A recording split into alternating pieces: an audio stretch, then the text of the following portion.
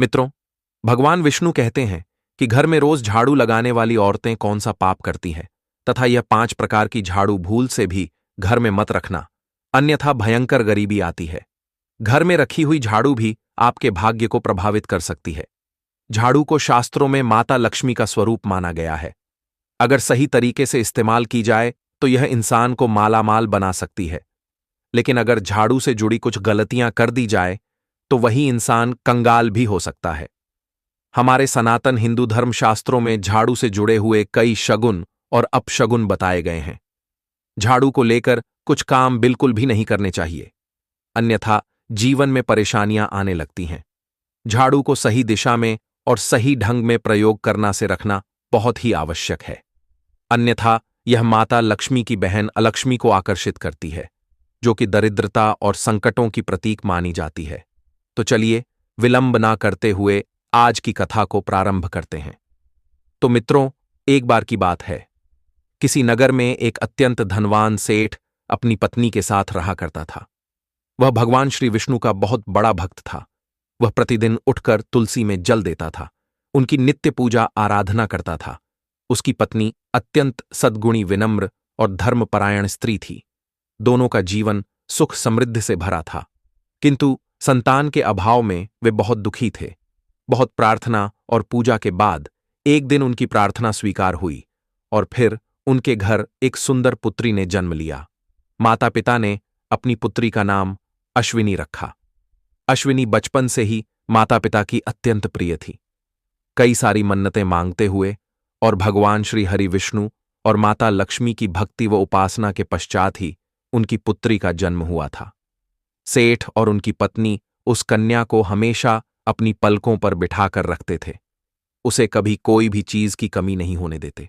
उसकी हर एक इच्छा पूर्ण की जाती थी, मानो जैसे कि उसने किसी राजा के घर में जन्म लिया हो। अब इधर सेठ की अपार धन संपत्ति की वह भी इकलौती वारिस थी। मित्रों, अब समय के चलते वह कन्या शुक्ल पक्ष के चंद्रमा के समान सुंदर रूप को लिए धीरे धीरे बढ़ने लगी, किंतु माता पिता के अति प्रेम और दुलार के कारण वह अत्यंत बिगड़ गई। उसका स्वभाव आलसी, कपटी, गर्विष्ठ और अभिमानी हो गया। वह अपशब्द बोलती, सभी अन्य लोगों को अपमानित करती और उसे स्वच्छता से सख्त नफरत थी। उसने कभी जीवन में झाड़ू को छुआ तक नहीं था। समय के चलते अब तो वह अपने माता पिता के साथ हट करने लगी थी। फिर एक दिन उसके माता पिता ने सोचा कि विवाह के बाद शायद वह सुधर जाए, इसलिए वे अश्विनी के विवाह की चिंता करने लगे। जब वह 15 वर्ष आयु को प्राप्त हुई तो सेठ ने अश्विनी के विवाह हेतु अनेक धनवान और प्रतिष्ठित घरानों से रिश्ते लाए, लेकिन अश्विनी सबको अपमानित कर भगा देती थी। वह किसी से कुछ कहती तो किसी से कुछ। कभी कभी तो दूल्हा बनने के लिए आने वाले युवक के ऊपर घर की छत से पानी डालती थी। उसकी इस प्रकार की बचकानी हरकतों के कारण नगर के लोग उस कन्या से डरने लगे थे। इसी कारण से अब सेठ और उसकी पत्नी अत्यंत चिंतित और दुखी रहने लगे। फिर एक दिन की बात है, संयोगवश अश्विनी की नजर वन में रहने वाले एक अत्यंत गरीब ब्राह्मण युवक पर पड़ी। उस युवक का नाम राघवेंद्र था। अपने नाम के समान ही वह शांत स्वभाव का बुद्धिमान और सभी शास्त्रों में पारंगत था। वह भगवान शिव का परम भक्त था और प्रतिदिन प्रातः उठकर स्नान आदि करके वह तुलसी में जल देता था और फिर गांव के एक शिव मंदिर में जाकर बड़े ही भक्तिभाव से भगवान शिव की भक्ति और पूजा आराधना करता था। राघवेंद्र, जो कि सीधा साधा युवक था और सरल जीवन व्यतीत करता था, किंतु उस दिन जब अपने सहेलियों के साथ वन में घूम रही थी कि तभी उसकी नजर उस सुंदर युवक पर पड़ी और देखते ही देखते वह उसके शांत स्वभाव और सुंदर रूप को देख वह प्रेम में पड़ गई। अब क्या था, अश्विनी को राघवेंद्र बहुत पसंद आया और उसने अपने घर वापस आकर पिता से कह दिया, पिताजी, आपने मेरे लिए कई सारे वर देखे। विवाह में कन्यादान के समय घरेलू सामग्री के साथ झाड़ू देने से उस घर में सदा माता लक्ष्मी निवास करती है। यह एक शुभ संकेत होता है। किंतु अश्विनी ने उस झाड़ू को ले लिया और बस बाजू में रख दिया। फिर सारे विधि पूर्ण होने के बाद अश्विनी अपने घर की ओर चली गई। विवाह के पहले ही समय के चलते सेठ ने अपनी बेटी के लिए एक नया घर बनवा दिया, तथा उसके पति के लिए व्यापार का कारोबार करने के उद्देश्य से एक व्यापार भी शुरू करवा दिया, ताकि भविष्य में उनका व्यापार अच्छे से बढ़े और उनकी भी तरक्की हो। अब शुरुआती दिनों में अश्विनी प्रसन्न थी। वह अपने पति के साथ स्नेहपूर्वक रहा करती थी, लेकिन जल्द ही वह अपना असली रंग दिखाने लगी। आलसी और घमंडी होने के कारण वह घर की साफ सफाई बिल्कुल भी नहीं करती थी। अब हर समय घर गंदा रहता। भोजन के पश्चात बर्तन जैसे के तैसे पड़े के पड़े ही रहते थे। हर जगह घर में मकड़ियों के जाले लगे रहते। फिर एक दिन की बात है जब अश्विनी के पति राघवेंद्र ने उसे समझाते हुए और कहता है, अरे अश्विनी, एक पतिव्रता स्त्री को स्वच्छता से प्रेम होना चाहिए तथा सभी प्रकार के गृह कार्य में दक्ष रहना चाहिए। तुम तो किसी भी प्रकार का कोई भी काम नहीं करती हो। तब अश्विनी ने कहा, अजी छोड़िए, आप ऐसी बातोंली बातें ना करें तो ही अच्छा है। आज तक मैंने मेरे घर में कोई भी काम नहीं किए हैं और हां, आगे भी कुछ नहीं करूंगी। अगर आपको लगता है सारे काम आपकी मां को ही करने पड़ रहे हैं तो मैं आज ही पिताजी से कहकर 2-4 नौकर अपने यहां भी बुलवा लेती हूं। वैसे भी ये सब कुछ मेरा ही है, तो मुझे काम करने की क्या मजबूरी आ पड़ेगी। तब अपनी पत्नी की ऐसी बातें सुनकर राघवेंद्र दंग रह गया और वह कुछ भी नहीं बोल पाया। अब इसी प्रकार अश्विनी की मां ने भी उसे कई बार समझाया कि स्त्री को कैसे रहना चाहिए, परंतु वह सुधरने का नाम नहीं लेती थी। कुछ दिन बाद राघवेंद्र ने अपना छोटा सा व्यापार आरंभ किया, लेकिन पत्नी की लापरवाही और वातावरण के कारण वह असफल होने लगा। उसकी दुकान पर कोई भी नहीं आता था। आया तो उसके निराश चेहरे को देखकर वहां से आगे की ओर चला जाता था। अब इसी तरह से दिन बीतते जा रहे थे। फिर एक दिन की बात है, राघवेंद्र को अपने व्यापार के कार्यों के कारण किसी अन्य नगर में जाना था। इसीलिए वह सुबह उठते ही किसी से कुछ बिना कहे ही अपने सामान को बांधकर अपने बैलगाड़ी को लेकर चला गया। वहीं दूसरी ओर सुबह के समय सूर्योदय के पश्चात अश्विनी की सास घर में अपने पुराने झाड़ू से सफाई कर रही थी, जो कि उसने अपने पुराने घर से ध्यानपूर्वक ले आई थी। वह मानती थी झाड़ू में माता लक्ष्मी का वास होता है और नित्य झाड़ू लगाने से उस स्त्री पर माता लक्ष्मी की कृपा बनी रहती है, किंतु अपने बहू के ऐसे निष्ठुर बर्ताव को देख उसे वह कुछ भी नहीं कहती थी। किंतु उसी दिन संजोग से अश्विनी का ध्यान उसकी सास की झाड़ू पर अचानक से गया, जिसे देख उसे याद आया कि उसकी मां ने भेंट के स्वरूप में शगुन के साथ झाड़ू भी दिया था। इसीलिए उसने उसे ढूंढकर निकाला और अपने सास के हाथों में देते हुए कहा, अरे मां जी, आप तो गरीब की गरीब ही रहेंगी। यहां महल जैसा घर मेरे पिता ने आपको रहने के लिए दिया है और आप हैं कि वहीं फटा पुराना झाड़ू लेकर के घूमती रहती है। चलो, अब से आप इस नए झाड़ू से झाड़ू लगाना, और हां, इसके बाद मुझे वह पुराना झाड़ू फिर से नहीं दिखना चाहिए। बेचारी सास अपने बहू के तेवर से वाकिफ थी, इसीलिए वह चुप रही और कुछ भी नहीं बोली। फिर अगले दिन जब सुनंदा की कुछ सहेलियां उसके घर में आती हैं और वे सभी बैठकर मजे से बातें करती रहती हैं, किंतु तभी अचानक से अश्विनी की सास वहां झाड़ू लगाते हुए आती है। अब जब अश्विनी की नजर उस पुराने झाड़ू पर गई तो वह क्रोध से आग बबूला हो गई और उसने उस झाड़ू को छीनकर घर के बाहर फेंक दिया और बोली, अरे बूढ़ियां, मैंने आपको मना किया था कि इस झाड़ू को घर में मत रखना। आप मेरी सहेलियों के सामने क्यों मेरी बेइज्जती कर रही हैं? एक तो मेरे पिता ने आपको रहने को घर क्या दिया, आप तो मेरे ही बातों को नजरअंदाज कर रही हैं। अगर आपको यहां रहना है तो मेरे ही वसूलों के साथ रहना होगा, अन्यथा आपको इस घर में रहने की कोई आवश्यकता नहीं है। अपने बहू के मुख से ऐसे वचन सुनकर बेचारी सास कुछ भी बोल ना सकी और अपने वस्त्र तथा कुछ सामान को लेकर वहां से चुपचाप अपने पति को साथ लेकर पुराने घर की ओर निकल गई। उन्हें अपनी बहू का ऐसा अपमान सहन नहीं हुआ। अब जब संध्या समय को उसके घर आए मेहमानों के लिए जब उसने भोजन बनाया, सभी को परोसा और सभी लोगों ने आनंद के साथ उसे खा भी लिया, किंतु जब अश्विनी की बारी आई तो सारा भोजन समाप्त हो चुका था। आज जीवन में पहली बार उसे भूखा ही सोना पड़ा। फिर अगली सुबह उठते ही उसने घर में गंदगी के कारण झाड़ू तो लगाया, किंतु जैसे ही उसका काम हो गया उसने उसे घर के कोने में फेंक दिया और उसे पैर से अलमारी के नीचे खिसका दिया। मित्रों, वह झाड़ू को कभी सिर के ऊपर से रख देती, कभी उल्टा टिका देती। वह अक्सर शाम के बाद झाड़ू लगाने लगती और कचरा घर से बाहर फेंक देती थी। यह सब शास्त्रों के अनुसार माता लक्ष्मी का अपमान माना गया है, लेकिन अश्विनी को इसका कोई ज्ञान नहीं था। वह इसे सिर्फ साधारण काम समझ रही थी। फिर अगली सुबह स्नान आदि करके उसने भोजन बनाया और अपने घर आए सभी मेहमानों को परोसा। किंतु सभी के भोजन के पश्चात आज फिर से अश्विनी के लिए भोजन नहीं बच पाया। अब वह बहुत आश्चर्यचकित रह गई और मन ही मन सोचने लगी कि मैंने आज रात से कई गुना अधिक भोजन बनाया था, फिर भी मुझे भूखा ही रहना पड़ा। अब फिर से उसने स्वयं के लिए चावल पकाकर खा लिए। फिर दूसरे दिन जब अश्विनी ने घर में झाड़ू लगाया, किंतु आज भी उसने पैर से छूकर बाहर निकाला और स्वच्छता के बाद उसे वैसे दरवाजे के पीछे खड़ा रख दिया। मित्रों, अब होनी को कुछ और ही मंजूर था। अश्विनी जाने अनजाने में गलतियां करती ही जा रही थी, लेकिन उसके घर की नकारात्मकता की समझ उसे नहीं आ रही थी। अभी इसी प्रकार से कुछ दिन बीतते जा रहे थे। अश्विनी अब अकेली होने के कारण उससे मिलने हर दिन कोई ना कोई मेहमान आता रहता था, किंतु जब भी वह उनके लिए भोजन बनाती और पहले से अधिक मात्रा में बनाती थी, फिर भी वह समाप्त हो जाता था। अब उसके घर में सब कुछ होने के बावजूद उसका हाल बुरे बदतर होता जा रहा था। कहने को तो वह महल की रानी थी, पर पर्याप्त भोजन न मिलने के कारण अब वह सुख कर कांटा बन गई। अब इसी तरह से कुछ दिन बीतने के बाद एक दिन राघवेंद्र वापस अपने घर में आता है।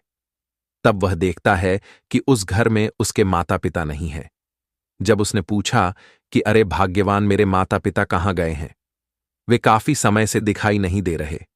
मैं तो कब से उन्हें ढूंढ रहा हूं। क्या तुम जानती हो आखिर वे कहां गए हैं? तो उसने बताया कि उन्हें मेरे साथ रहना रास नहीं आया है, इसीलिए वे अपने पुराने घर को चले गए हैं। इस बात को सुनकर राघवेंद्र को बड़ा ही दुख हुआ। अब वह समझ गया अश्विनी को उसके माता पिता बोझ लगने लगे हैं। इसीलिए उस दिन वह अपनी पत्नी से कुछ भी नहीं कहता है, क्योंकि उससे मुंह लगाना कितना भारी पड़ सकता है, यह भली भांति जानता था। तो उसने भोजन किया और शांत चित्त होकर सो गया। फिर अगले दिन दोनों पति पत्नी घर के आंगन में झगड़ा कर रहे थे। तभी उन्होंने देखा कि एक साधु उनके घर के सामने रुका और उनके घर की तरफ दोनों हाथों को जोड़कर कुछ मन ही मन पुटपुटाते कहते हुए प्रणाम करके चला गया। उन्हें आश्चर्य हुआ कि साधु ने किसे प्रणाम किया। फिर अगले दिन से यह रोज का क्रम हो गया। साधु प्रतिदिन उनके घर के सामने आता, हाथ जोड़कर प्रणाम करता और चला जाता। अब धीरे धीरे सुनंदा की बुरी आदतों के कारण घर का सारा धन संपत्ति समाप्त होने लगी। वह अपने पिता से धन मांगकर पिता को भी कंगाल बना चुकी थी। अब एक दिन राघवेंद्र भी उसकी हरकतों से तंग आकर उसे छोड़कर चला गया और माता पिता की सेवा करने लगा। मित्रों, वह साधु साक्षात भगवान श्री हरि विष्णु थे, जो अश्विनी को मार्गदर्शन करने हेतु धरती लोक पर एक साधु का रूप धारण करके आए थे। क्योंकि अश्विनी के माता पिता ने भगवान विष्णु की खूब पूजा की थी, इसीलिए भक्तवत्सल प्रभु स्वयं उसकी सहायता करने के लिए आए थे। मित्रों, अब इधर अश्विनी अकेली रह गई, लेकिन उसका स्वभाव नहीं बदला। वह ऐशो आराम में जीकर बचा खुचा जो धन था उसने उसे भी उड़ा दिया। अब उसके पिता ने भी उसका त्याग कर दिया। अंत में वह पूरी तरह से कंगाल होकर अपने घर में अकेली रह गई। अब उसे अपने कर्मों का गहरा पश्चाताप होने लगा, लेकिन अब बहुत देर हो चुकी थी। मित्रों, किंतु इसी बीच एक बात नहीं बदली। वह साधु अभी भी रोज उसके घर के सामने आते, प्रणाम करते और मन ही मन कुछ कहते हुए वहां से चले जाते थे। फिर एक दिन अश्विनी से रहा न गया। वह घर के बाहर निकली और क्रोध से बोली, हे साधु, प्रतिदिन मेरे घर को देखकर तुम किसे प्रणाम करते हो? मेरे घर में तो अब कुछ भी नहीं बचा, लेकिन तुम हो कि हर दिन मुझे प्रणाम करते हो। आखिर तुम्हें क्या चाहिए? तब वह साधु मुस्कुराया और बोला, हे पुत्री, मैं तुम्हारे घर में विराजमान देवी अलक्ष्मी को प्रणाम करता हूं। तुम्हारे घर में जो गंदगी, आलस्य, अभिमान और कटुवाणी विराजमान है, वही देवी अलक्ष्मी का स्वरूप है। मैं उनका सम्मान करता हूं ताकि वे मेरे घर कभी ना आए। इसीलिए प्रतिदिन जब भी मैं आपके घर के सामने से गुजरता हूं, मैं अलक्ष्मी जी को प्रणाम करता हूं। देखो जो तुम्हारे घर के ऊपर बैठी हुई है वो। मित्रों, अब क्या था? अश्विनी यह सुनकर हतप्रभ रह गई, मानो कि अब तो उसके पैरों के नीचे से जमीन खिसक गई हो। वह कुछ पलों के लिए सदमा पाकर शांत रह गई और कुछ भी आगे बोल नहीं पाई। जब उसने खुद को संभाला, तब उसे समझ आ गया कि उसने कोई तो बड़ी भूल की है। उसने स्वयं ही देवी लक्ष्मी को त्याग कर देवी अलक्ष्मी को अपने घर में स्थान दिया था। अब वह फूट फूट कर रोने लगी, जिस कारण से उसके साथ ऐसे हो रहा है। तब उसने उस साधु के चरणों को पकड़ लिया और बोली, हे महात्मा, कृपा करें और मुझे कोई उपाय बताएं। कि विनम्र भाव को तथा उसके भीतर के पश्चाताप को देखकर साधु भगवान श्री हरि विष्णु कहते हैं, हे पुत्री, अगर तुझ में साहस है तो ध्यान से सुनो। तुम्हारी ही गलती के कारण ऐसे प्रकोप हुआ है। तुमने घर में रखी झाड़ू का अपमान किया था, इसीलिए देवी लक्ष्मी तुम्हारे घर से रुष्ट होकर चली गई है। तब अश्विनी कहती है, हे स्वामी, मुझे क्षमा करें और मेरा मार्गदर्शन करें। मैं इस भूल के लिए माता लक्ष्मी से क्षमा याचना करूंगी। आज से उनकी नित्य पूजा आराधना करूंगी। हे महाराज, आपसे मैं विनती करती हूं, मेरा मार्गदर्शन करें। मित्रों, तब साधु भगवान विष्णु कहते हैं, हे पुत्री, उठो, शांत हो जाओ। मैं तुम्हें मार्गदर्शन करता हूं, किंतु अब तुम मेरे प्रत्येक शब्द को ध्यानपूर्वक सुनना। तब अश्विनी हाथ जोड़कर साधु से प्रणाम करती है और कहती है, जी हां महाराज, अब आप मुझ पर कृपा करें। तब आगे साधु कहते हैं, हे पुत्री, झाड़ू सिर्फ गंदगी साफ करने का औजार नहीं, यह आपके भाग्य की दिशा भी तय कर सकती है। शास्त्रों में झाड़ू को माता लक्ष्मी का प्रतीक माना गया है। इसे सही तरीके से इस्तेमाल किया जाए तो यह धन, समृद्धि और सुख शांति लाने वाली होती है, लेकिन लापरवाही से इसका उपयोग घर में दरिद्रता, अशांति और संकट ला सकता है। अब तुम्हें मैं झाड़ू के प्रकारों के विषय में बताता हूं तथा कौन सी झाड़ू शुभ होती है या कौन सी अशुभ है, तो सुनो। झाड़ू 5 प्रकार की होती है। पहला, प्लास्टिक की झाड़ू। यह पूरी तरह त्याज्य मानी जाती है, इसमें धार्मिक ऊर्जा नहीं होती। दूसरा है सिक्कों वाली झाड़ू। यह सबसे उपयुक्त मानी जाती है, इसे देवी लक्ष्मी का वाहन कहा गया है। और तीसरा है फूल या सजावटी झाड़ू। यह केवल सजावट के लिए है, सफाई के लिए उपयोग नहीं करनी चाहिए। घरों में केवल सीखों वाली झाड़ू का प्रयोग करें और वह भी प्राकृतिक हो। हे पुत्री, झाड़ू खरीदने का शुभ समय भी आपका भाग्य निश्चित करता है। झाड़ू खरीदने के लिए शनिवार, मंगलवार या रविवार को सबसे शुभ माना गया है। वहीं सोमवार, बुधवार, गुरुवार और शुक्रवार को झाड़ू खरीदना अशुभ माना जाता है। दीपावली, अमावस्या, ग्रहण, पूर्णिमा जैसे पवित्र तिथियों पर झाड़ू खरीदना और उपयोग करना धनवर्धक होता है। अब मैं तुम्हें घर में झाड़ू को रखने की सही दिशा के विषय में बताता हूं। ईशान कोण, उत्तर पूर्व में झाड़ू बिल्कुल ना रखें। यह पूजा स्थल होता है, देवग अप्रसन्न होते हैं। दक्षिण पश्चिम को झाड़ू रखने का सबसे उत्तम स्थान माना गया है। यह नेतृत्व कोण है और घर के मुखिया की उन्नति को दर्शाता है। झाड़ू लगाने का सही समय और उसका प्रभाव के विषय में जान लो कि सुबह सूर्योदय से पहले का समय जो होता है वह सबसे शुभ होता है, जिससे घर से दरिद्रता, रोग, ऋण और नकारात्मकता का नाश होता है और मां लक्ष्मी प्रसन्न होती हैं। दोपहर का समय जो होता है वह सामान्य होता है, वह न शुभ न अशुभ होता है। विशेष लाभ नहीं होता लेकिन हानि भी नहीं होती। केवल अत्यधिक गंदगी होने पर झाड़ू लगाएं और संध्या, सूर्यास्त के समय और बाद में का समय जो होता है वह अत्यंत अशुभ। देवी लक्ष्मी घर छोड़ देती हैं और देवी अलक्ष्मी दरिद्रता का आगमन होता है। यह समय रात्रि देवताओं का माना गया है, जिसमें झाड़ू लगाना वर्जित है। रात में झाड़ू लगाने की मजबूरी हो तो क्या करें? यदि किसी कारणवश रात में झाड़ू लगाना पड़े, जैसे दूध गिर गया हो या कांच टूट गया हो, तो झाड़ू से गंदगी एक जगह समेट कर रख दें। वह कचरा बाहर ना फेंके और कचरा सुबह सूरज उगने के बाद ही बाहर डालें, क्योंकि यह माना जाता है कि रात में घर का कचरा बाहर निकालना घर से लक्ष्मी के जाने का संकेत होता है और धन का नाश करता है। उसे कभी उलटा या बिखरा हुआ नहीं छोड़ना चाहिए। झाड़ू को घर में सबसे कोने में ढककर रखना चाहिए, जैसे लक्ष्मी को सम्मान दिया जाता है। बाहर से आने वाले लोगों की नजरों से भी उसे छिपाकर रखना बेहद शुभ माना है। याद रखें, घर के अलावा अन्य लोगों की नजरों से वह छिपी रहनी चाहिए। हे पुत्री, अब मैं और कुछ महत्वपूर्ण नियमों के विषय में बताता हूं। तुम्हें यह प्रश्न कभी जरूर आया होगा कि टूटी झाड़ू का क्या करें। तो टूटी हुई झाड़ू को शनिवार के दिन घर से बाहर निकालें। कभी भी ईशान कोण, उत्तर पूर्व या पूजा स्थान में ना रखें और फेंकने से पहले उसका सम्मान करें। न पैरों से लगाएं, न दिखावे में रखें। उसे हो सके तो नदी में प्रवाहित करें या खेतों में डाल दें। अब यह ध्यानपूर्वक जान लो कि झाड़ू लगाने का उचित समय कौन सा होता है। सुबह या दिन में झाड़ू लगाना शुभ होता है। सूर्यास्त के बाद, रात में या किसी के जाने के तुरंत बाद झाड़ू लगाना अशुभ होता है। गुरुवार को अत्यधिक साफ सफाई या बार बार एल पोछा या झाड़ू ना लगाएं। इससे लक्ष्मी रुष्ट होती है। कचरा सूर्यास्त के बाद बाहर फेंकना वर्जित माना जाता है। विशेष उपाय: गुप्त दान, शुक्रवार, अमावस्या ग्रहण या पूर्णिमा पर सुबह 4:30 पर किसी को बताए बिना मंदिर में झाड़ू छोड़ें। लक्ष्मी कृपा का विशेष योग: दरवाजे पर झाड़ू रात को रखना नकारात्मक ऊर्जा रोकने के लिए सुबह उसे हटा दें और छिपा दें और पोछे के पानी में नमक मिलाएं। समुद्री नमक से पोछा लगाने पर नकारात्मक ऊर्जा हटती है। अब झाड़ू से जुड़ी कुछ सावधानियां याद रखें। सबसे पहले, कभी भी झाड़ू को खड़ा करके ना रखें। साथ ही झाड़ू को भूल से भी पैर ना लगाएं और अगर गलती से लग जाए तो माफी मांगे और धोएं। झाड़ू से किसी जानवर को ना मारें, विशेषकर गाय या बकरी को। अब किसी भी शुभ कार्य पर निकले व्यक्ति के तुरंत बाद झाड़ू ना लगाएं, इससे दोष लगता है। अब अश्विनी कहती हैं, हे महाराज, मैं आपकी बहुत बहुत आभारी हूं जो आपने मुझे झाड़ू से जुड़े महत्वपूर्ण नियमों को बताया है।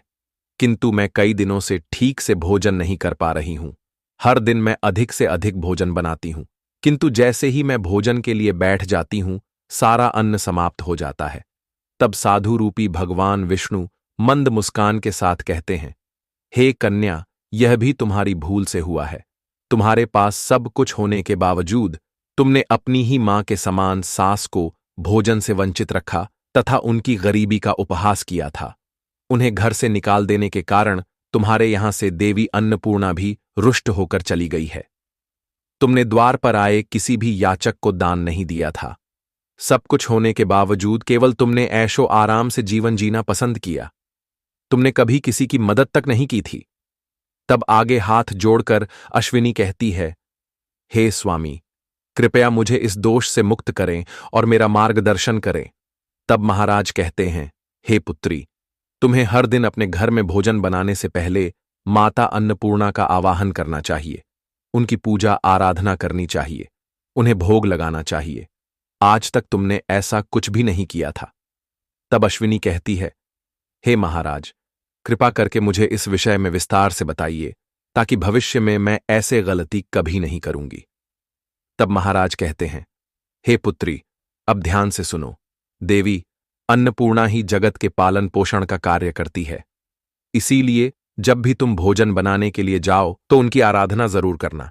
देवी की आराधना करने से घर में कभी भी अन्न धान्य की कमी नहीं पड़ती है। तो साथियों, इस कथा में आपको क्या सीखने को मिला, आप हमें कमेंट करके जरूर बताना।